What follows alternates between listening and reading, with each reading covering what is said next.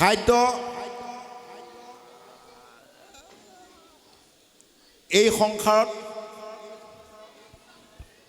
নেখোৱাকৈ কোনো মৰা নাই যিমানবিলাক মৰিছে চব খায়ে মৰিছে দিয়ক চাবচোন মন কৰিব আপোনালোকে চব খাইহে মৰিছে নেখোৱাকৈ কোনো মৰা নাই খাই খায়ে ধ্বংস পাইছে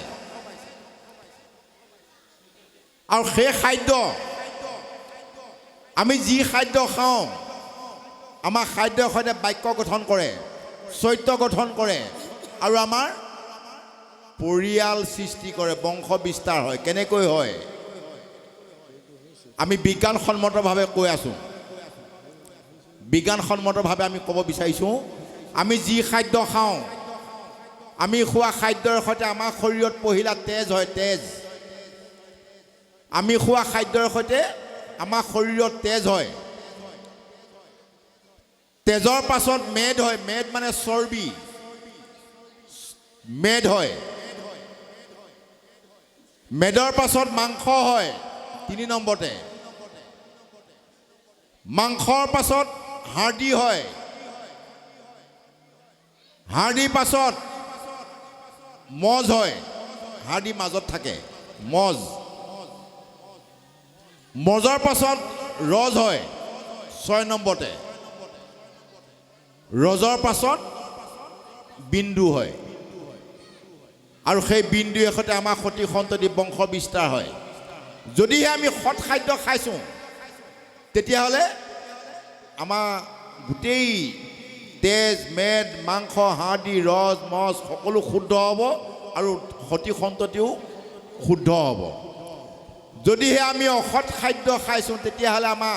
গোটেইবিলাকেই ধ্বংস হ'ব এতিয়া সেয়াই মাতি হ'ব হে প্ৰভুসকল আমি কেতিয়াবা মনত চিন্তা কৰোঁ হাই হাই আমি ইমান ভাগৱতে ব্যাখ্যা কৰি ফুৰোঁ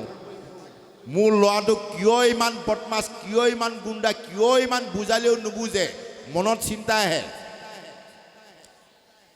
এতিয়া আমি পাহৰি গ'লোঁ এতিয়াহে আমি ভাগৱত ব্যাখ্যা কৰি ফুৰিছোঁ সেই আজিৰ পৰা 45 বছৰ আগত যি মোচন আছিল বাপৰে একদম এই তালুত চলি পৰিপূৰ্ণ দিয়ক হেপী আছিল হেপী কাট হেপী মোচনত হেপী ৰাখি তেতিয়া দিনত একদম 9 ইঞ্চি ওখ চেণ্ডেল হাই হিল চেণ্ডেল পিন্ধোঁ আমি 9 ইঞ্চি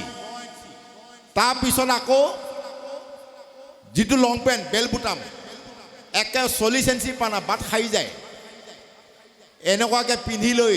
যি মোচনত একদম গপগপাই একে মস্তান হৈ ঘূৰি ফুৰোঁ যি গুণ্ডামি কৰি ফুৰিলোঁ তেতিয়া দিনতে সন্তান জন্ম দি থৈছোঁ এতিয়া বেটা তই আকৌ যদি ভাব মই ইমান ব্যাখ্যা কওঁ মোৰ ল'ৰাটো কিয় চৰিত্ৰ বেয়া বুলি ক'লে হ'ব নেকি গতিকে আমি সেই নৱপ্ৰজন্মসকলক এইটো দুখৰ পৰা ৰক্ষা পাবৰ কাৰণে আমি তেখেতসকলক চৰণত ধৰি কাবৌ কৰিব বিচাৰোঁ এতিয়াৰ পৰাই তেখেতসকলে খাদ্য সংযত কৰি অনাগত দিনত বিবাহ পাশত আবদ্ধ হৈ বংশ বিস্তাৰৰ ক্ষেত্ৰত যাতে তেওঁসকলে ভগৱন্তৰ নাম লৈ যেনেকৈ 3য় স্কন্ধত পোৱা যায় কপিল দেৱহতী ক্ষেত্ৰত বা এতিয়া এই প্ৰাচীন বহনীৰ ৰজায়ো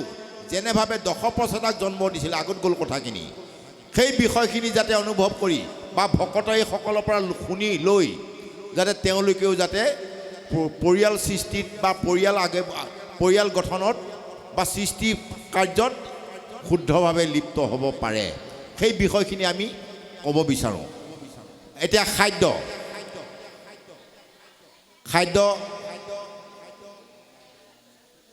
বৰ গুৰুত্বপূৰ্ণ বিষয় দিয়ক খাদ্য বিষয়টো এতিয়া আজিকালি আমাৰ অন্ধ্ৰপ্ৰদেশত ডেড বডি হোৱা 3 মাহৰ আগত অন্ধ্ৰপ্ৰদেশত ডেড বডি হ'ল 3 মাহৰ আগতেই অসমত আহি পেলাই 220 টকা কেজি এতিয়াও চলি আছে দিয়ক অন্ধ্ৰপ্ৰদেশত ডেড বডি হোৱা এতিয়া আমাৰ এই শৰীৰটো ইমান তেল চাবোন আইবোৰ কাজল লিপষ্টিক পাউডাৰ শ্বেম্পু লগাই চাফা কৰি আছোঁ কাইলৈ যদি কেনেবাকৈ মৰিলোঁ আধা ঘণ্টা থাকিব নিদিয়ে দিয়ক এই লৈ যা এইডাল লৈ যা গোন্ধাব এতিয়া এয়াই মূল্য আমাৰ ইয়াকে লৈ আমি বৰ বাহাদুৰি কৰি ফুৰিছোঁ প্ৰভুসকল এতিয়া এই বিষয়খিনি আমাৰ শৰীৰৰ বিষয়খিনি বা শৰীৰৰ আমাৰ দেহৰ তাৎপৰ্যখিনি এতিয়া পুৰঞ্জন আখ্যানৰ মাধ্যমেৰে পুৰঞ্জন সংবাদৰ মাধ্যমেৰে আমাক প্ৰকাশ কৰিব।